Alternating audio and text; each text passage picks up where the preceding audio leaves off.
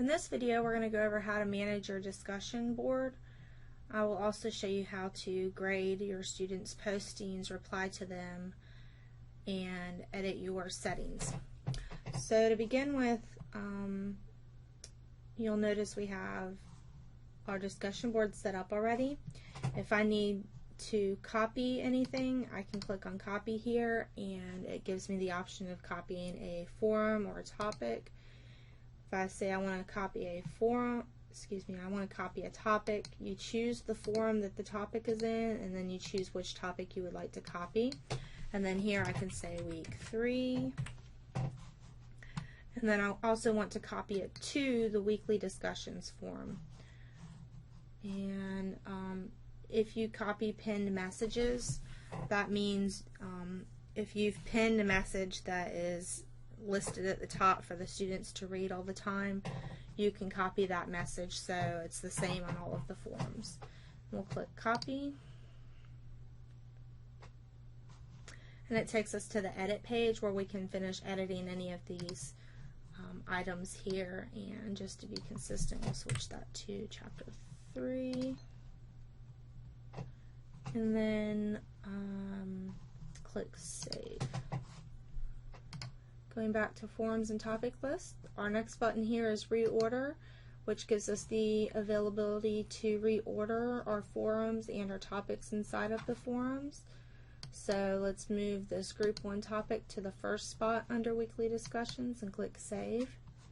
Here you'll see group 1 topic, and then week 1, week 2, week 3. And then delete allows us to delete any of those forums or topics. And we'll delete week 3. Delete selected.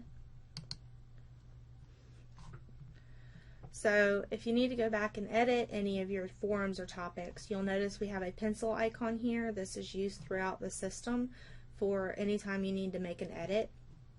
If you click on the pencil icon, it takes you to the setup page where you can go through each of these tabs and edit that topic or forum.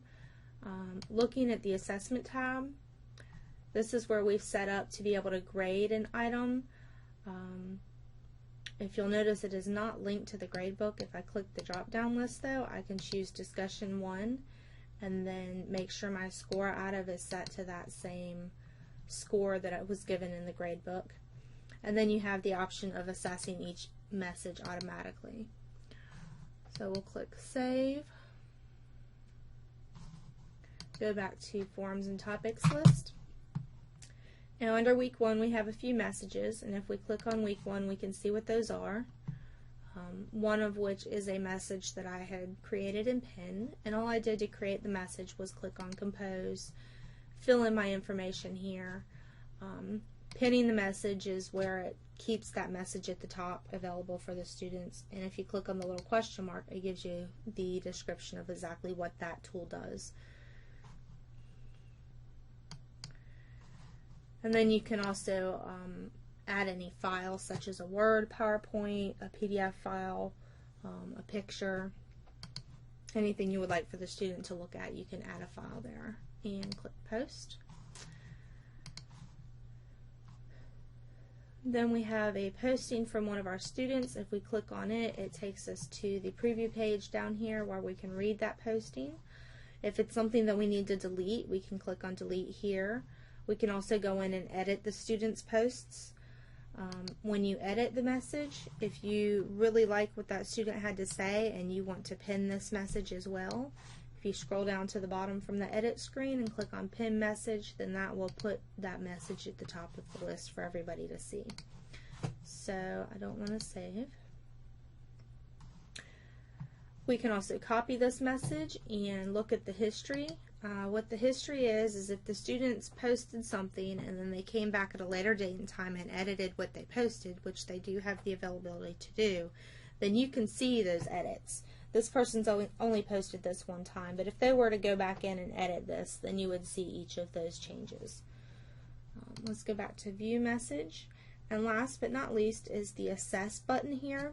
Because we set it up on that assessment tab to grade it and send it to the gradebook, we have the option to assess this message, and we can enter a grade here and give them feedback. There's another way to do this, so I'll wait until I show you that way to put a grade in. And then if I wanted to reply to the student, I can click on the reply button here and type in my reply, which you can see here is listed right underneath of their posting.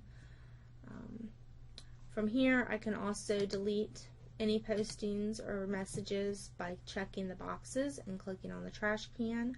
If I would like to email these students, I can click their boxes next to it and click on the email icon. And then I can also flag a message if I need to come back to it later.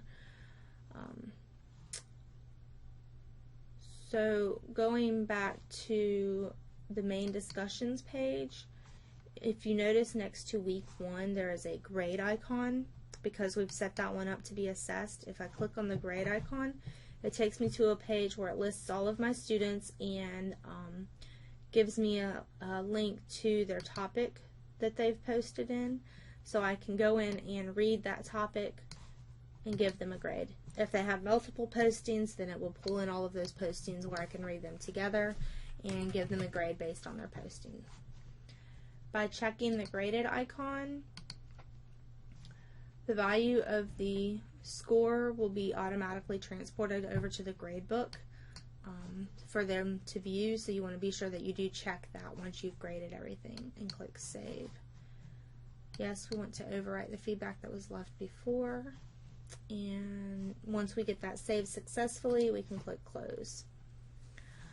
If I refresh this page now, it'll show the student was given a score of 100 and it is graded, meaning that it will show up in the grade book.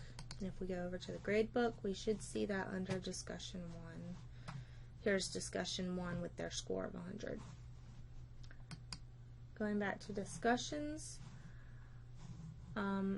last thing I want to show you is that you can see on this page if a topic is locked, as well as the time and dates that is unlocked. If you notice, this icon is different from this icon, meaning that this topic is currently locked, whereas this one is unlocked. And if you notice, it's got the little unlock symbol. So that's how you manage and assess your discussion postings on the discussion board. If you have any questions, always feel free to contact us in the Teaching Excellence Center.